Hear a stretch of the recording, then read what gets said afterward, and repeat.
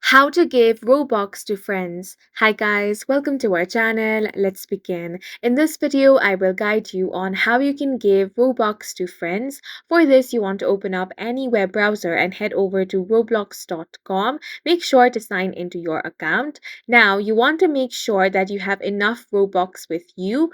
After this, in this video, I will show you on how you can give Robux to friends via group funds. For this, you want to open up your group. Click on these three lines and then click on the groups option. Now, if you do not have a group already, you will have to create a new one. For that, click on the create group option. Once you click on this, you will have to fill up these details. Start by creating a name for your group. Now, you can also add a description. However, that step is optional. Next, you want to upload a picture for your emblem. After that, you can manage these settings and then you can create your group. But for that, you need 100 Robux. Make sure you have enough funds. After that, your group will be successfully created. Now, you want to make sure that your friends are members of that group. Now, next thing you want to do is make sure you have funds in the group.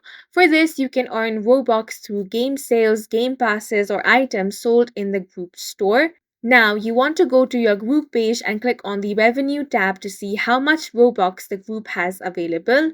Next thing you want to do is go to the group page, then select revenue and click on the revenue tab. Now look for distribute button to distribute the available funds. Type in the amount of Robux you want to give to your friend. Make sure that it is within the group's available fund. Now choose your friend's username from the list of group members. Review the details and confirm the transaction. Now you want to let your friend know that you've sent them Robux so that they can check their account.